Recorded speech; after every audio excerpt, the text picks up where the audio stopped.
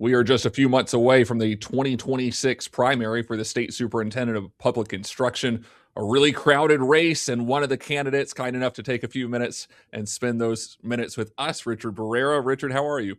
Good, Michael. Thank you so much. Good to be with you. Why is now the right time for you to make this run for state superintendent of public instruction? That's a great question. I'm in my 18th year on the San Diego Unified School Board. I'm the president of the board, and I also serve as senior policy advisor to our current state superintendent, Tony Thurmond. And so I believe that what I'm bringing is a combination, first and foremost, of on-the-ground experience, working to improve a large, complex school district in order that our students do better. And we've got a track record of success in San Diego Unified that I'm proud of. We actually have the best student outcomes of any large urban district, either in California or the country. So on the recent Nation's report card, among the large urbans that participated in the Trial Urban Districts Assessment, San Diego Unified ranks number 1 in reading and number 1 in math. And on among the other large urban California districts, we're number 1 in reading, math, science, graduation rates, college readiness rates. And it's, I believe, the product of intentional work over many, many years that I think can be taken, across the state. There are plenty of examples, obviously, beyond San Diego Unified of great work, successful outcomes that we see for students. But now I think is the time to lift up those positive examples and take those to scale across California. And I believe I have an understanding of the role of state superintendent and the role of the California Department of Education that would allow me to help take positive examples to scale. Richard, what do you believe to be the biggest issues we're facing in public education here in the state of California?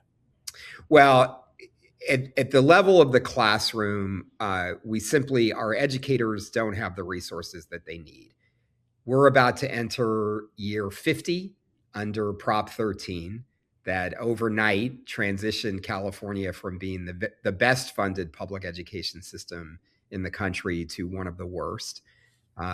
And that means that for 50 years, we've seen overcrowded classrooms. We've seen educators that simply don't have the time and the resources to develop the kind of meaningful relationships with their students that their students need.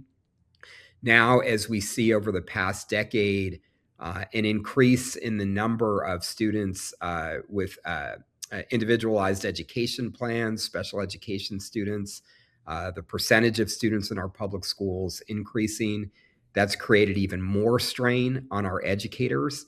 And we need to provide our educators the resources that will allow them to be effective.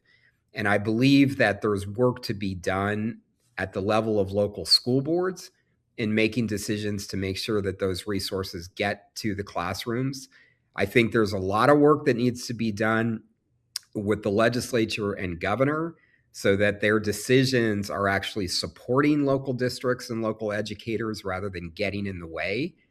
And I believe there's work that needs to be done by a coalition of educators, parents, students, community leaders, administrators across the state to go to the voters and make the argument that California is the 4th wealthiest economy in the world, and yet we do one of the worst jobs of any state in the country at investing that wealth back into our public schools. And we need to go to the voters together and make the argument that it's now time to reinvest California's wealth back into the public education system that created that wealth in the first place. On that note, Richard, Governor Gavin Newsom certainly made some headlines at his State of the State address last month, talking about what he envisions the future role of the state superintendent of public instruction to be, and perhaps moving power away from the SPI. So I ask you, Richard, what role do you think the SPI should play moving forward? So what the governor is responding to, and it's the analysis that came from PACE, is that there's fragmentation within the system and that there's not alignment around clear goals. At the local school board level, our most important job is setting clear goals for our district and then transparently holding ourselves accountable for meeting those goals. And that doesn't happen at the state level. We don't have a clear set of common goals. And it is true that we've got, these different entities with different responsibilities that need to come into alignment around setting clear goals and around transparent accountability. I actually believe the way that we can get there is by investing more responsibility in the elected state superintendent. So the voters elect a state superintendent with the expectation that that person is going to lead the improvement of our schools throughout the state. And rather than take that power away from the voters and investing more power in an appointed commissioner that would be appointed by the governor, I actually think the state superintendent should play a role. For instance, the first draft of the education budget every year should come from the state superintendent, not from the governor. And it should come from the state superintendent through a process of working with local school districts up and down the state and education stakeholders to say, here's what our schools need. And I think if we did that, we wouldn't see the kind of gimmicks in the state budget that we've seen, frankly, in the 18 years that I've been on the board, including this most recent attempt by the governor to withhold $5.6 billion of Prop 98 money that should be going to the schools. I believe if that first draft of the budget came from the education community in a process led by the elected state superintendent, we'd see a better budget. And I believe that the state superintendent should lead the process of bringing our stakeholders together around setting clear goals. The goals don't have to be that complicated. We should improve outcomes in reading and math and college and career readiness. We should be reducing chronic absenteeism. We should be improving student wellness. Those are the kind of goals that we've set on our local school board, and we monitor those consistently, and we see outcomes improve because we do. The state superintendent can lead that work at the state level as well.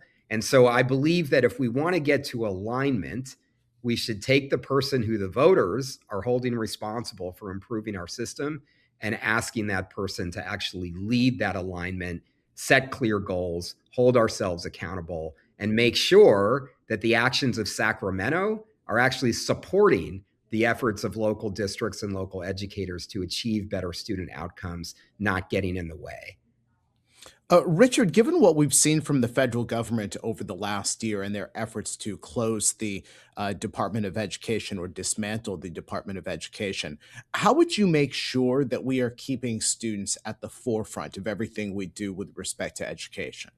Well, we just saw announced yesterday that an earlier attempt earlier last year by the Trump administration to withhold $4.5 billion of federal funding from California was defeated because the state superintendent, Tony Thurmond, the attorney general, Rob Bonta, went to court when the Trump administration came and said, unless in California you dismantle all of your efforts to improve diversity, equity, and inclusion, we're going to take back and withhold federal funds. That was illegal, and it was important for us to challenge it. And we've challenged that consistently. What we're seeing from the Trump administration is at times weekly attempts to do the same thing, to essentially bully us to abandon our values in California, to discriminate against certain groups of students, including immigrant students, including LGBTQ students. And unless we do, he's going to hold hostage federal funding. We need to push back in court, but we also need to be clear with our local districts what the law actually is. And that's a big job of CDE. So when the Trump administration asserts that DEI is illegal, it's important for us to set clear guidelines for local districts so that they know that's not illegal. And that's actually, in certain cases, legislated here in California. So we need to help our local districts be clear on what the law is. And finally, if they're going to try to hold up, revenue as their way of leveraging us to abandon our values, we should go get that revenue back. There are people in California right now who are benefiting from this, big, ugly bill, the congressional budget. People are getting a windfall in terms of seeing the wealthiest Californians are getting a windfall in terms of seeing their taxes cut. We can go to the voters and say, you know what, let's make sure that we bring that revenue back into California to support our public schools. And when we do that, we're in a much more powerful position to reject this bullying attempt by the Trump administration. You spoke earlier, Richard, about the need to increase funding and get those dollars back into California public school classrooms. We've seen record per pupil spending over the years in California, and yet it hasn't translated to higher scores in both reading and math. You can look at California being really in the middle of the pack, and that might be generous. So, Richard, I guess my question for you is, how would you work with districts to translate that level of financial involvement and investment into California classrooms and into California higher test scores? So, Michael, we've got too many examples of districts in our state that have made tremendous progress over many years. San Diego Unified is one of them. In my role at the California Department of Education, I'm leading our efforts to reduce chronic absenteeism. And we just brought district leaders from Fresno, from Oakland, from San Diego to visit Compton Unified, which has made incredible progress in reducing chronic absenteeism. The state average is about 17%. Compton is less than 7%. So we've got all of these examples of district leaders leading a process that's improving student outcomes. But what is consistent is that the investments that those districts make are long-term investments. They don't expect that overnight we're going to see improvement, but they stick with the practices and strategies that we know work and invest in those strategies over time. Part of my job as state superintendent is to push back at the legislature and governor when they take what they call record per pupil funding, but restrict that funding in a way that it's not helpful for local school districts. So when they characterize, for instance, discretionary block grants as one time, despite the fact that those block grants come year after year after year, when they withhold, money that should be coming to Prop 98, when they place restrictions around pet projects rather than simply take that Prop 98 money and put it into the base funding for the local control funding formula that districts receive, what they're doing is getting in the way of districts being able to invest in the long-term strategies that produce student outcomes. There is a massive disconnect between what the legislature and the governor perceive they are doing in terms of funding public education and the resources that are actually available to school boards and superintendents to invest in the strategies that we know produce better outcomes. And part of my job as state superintendent is to push back at the legislature and governor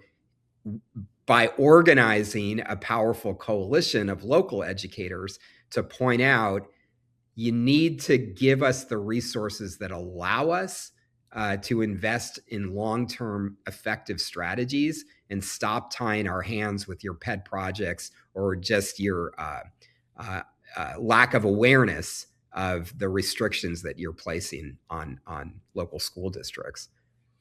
Richard, this is one of the deepest fields we've seen in a long time for SPI, a lot of really qualified candidates. What sets you apart from the rest and makes you the best candidate for the state superintendent of public instruction?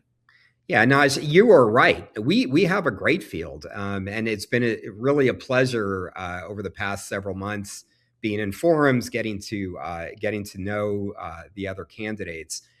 We've got three candidates with a lot of great experience as legislators.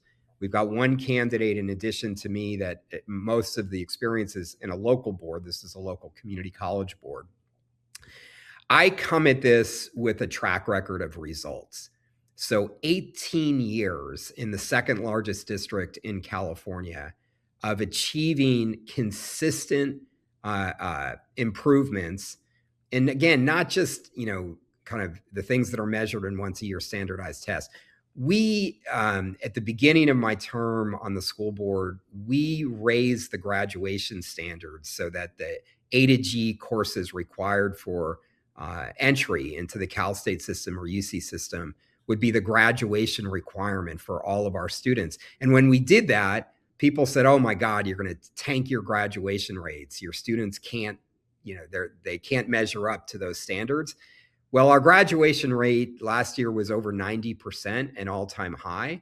And even more important, our students, our Latino students, our Black students who, when I began on the school board, 25% were graduating eligible to apply for UCCSU.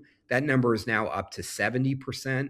That's real long-term consistent improvement in both reducing the opportunity gap and creating opportunities for young people. So I come to this with a track record of results at the local level, and I understand how CDE works. I work as a member of the leadership team of CDE. I work directly for Superintendent Thurmond.